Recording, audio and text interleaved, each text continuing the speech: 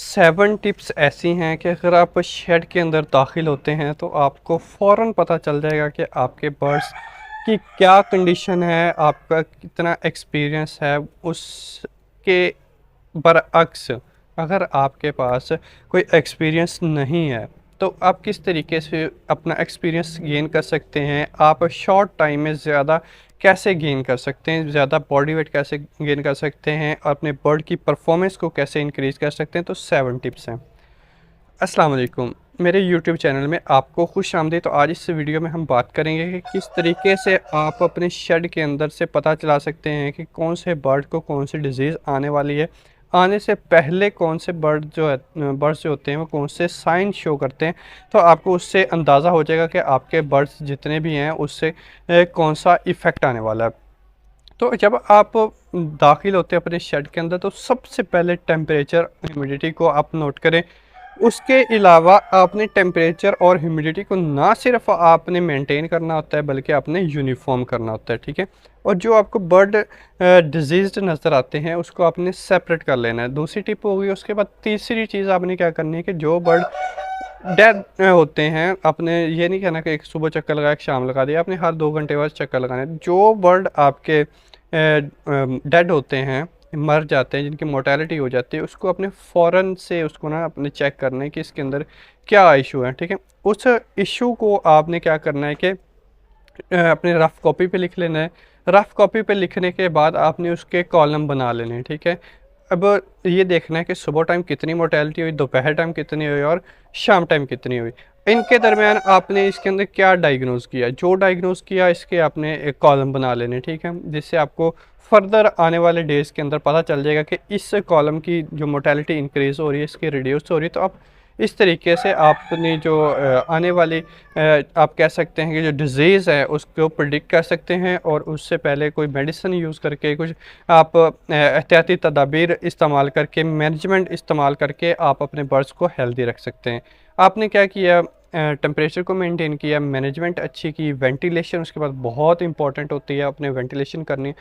अब आपने टेबल बना लिए, ठीक है, 4 चीज़ें पूरी हो गई, आपने टेबल बना लिए। टेबल के बाद आपने जो आपने उसमें नोट किया होगा वो अपने टेबल के अंदर नोट कर लेना। उसके बाद आपने बहुत ज़रूरी है कि आप अगर कोई ऐसी चीज़ देखते हैं जो कि पहले से नहीं थी अब है तो उसकी आपने फ़ोटोग्राफ बना लेनी है। आपको जो लगता है कि ये जो चीज़ हो सकती है ये आपके लिए बर्ड के लिए नुकसानदा हो सकती है, उसकी आपने एक फ़ोटोग्राफ बना लेनी। तो उसको आपने कंपेयर करना है कि पहले उस जैसी कितनी फ़ोटोज़ आई हैं और उससे आपने क्या उससे आपने कौन सी जो है प्रिडिक्ट की है डिज़ीज़ और उसके अगेंस्ट आपको क्या करना चाहिए, ठीक है। अगर लीवर ख़राब है या उसका आपने अब लिवर टॉनिक इस्तेमाल करें या आप उसके जो गुर्दे हैं वो स्वेल हो रहे हैं या आप उसके फेफड़ों में झाग बन रही है, तो उसके मुताबिक आप तदबीर करके आप बेहतरीन तरीके से अपने बर्ड्स को हेल्दी रख सकते हैं।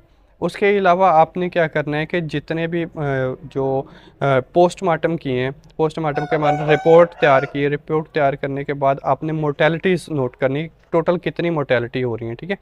दिन टाइम कितनी हो रही है, किस टाइम कौन सी हो रही है, ठीक है। ये बहुत इंपॉर्टेंट होती है। जब शेड के अंदर आप इंटर होते हैं तो आप देखते हैं कि आपकी जो बर्ड है उनकी कंडीशन क्या है, मतलब कि वो सेपरेट कितना बैठे हुए हैं, इकट्ठे कितना बैठे हुए हैं और फीड वाले बर्तनों के पास कितने हैं और सायादार जगह पे वो कितने। इससे भी आप बहुत सी डिजीज़ का पता लगा सकते हैं, ठीक है।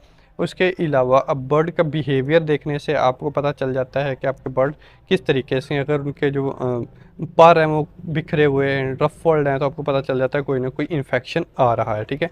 मोर्टेलिटी कैसे इंक्रीज़ होती है, वो बैक्टीरियल में कितनी होती है और वायरल में कितनी इंक्रीज़ होती है, इस बात का अगर आपको पता होगा तो आप अच्छे तरीके से अच्छे फार्मर बन सकते हैं। क्योंकि वायरल डिजीज़ में मोर्टेलिटी यकदम शूट कर जाती है और बैक्टीरियल में आहिस्ता आहिस्ता करती है। अब एंड वाली और आखिरी टिप, जो 7वीं टिप, वो ये है कि जो आपने बर्ड लिए थे, जिसको आपने पोस्टमार्टम किया, जिसकी आपने सारा कुछ चेक कर लिया है, उसको आपने अब दफना देना होता है, डंप कर देना होता है, ठीक है।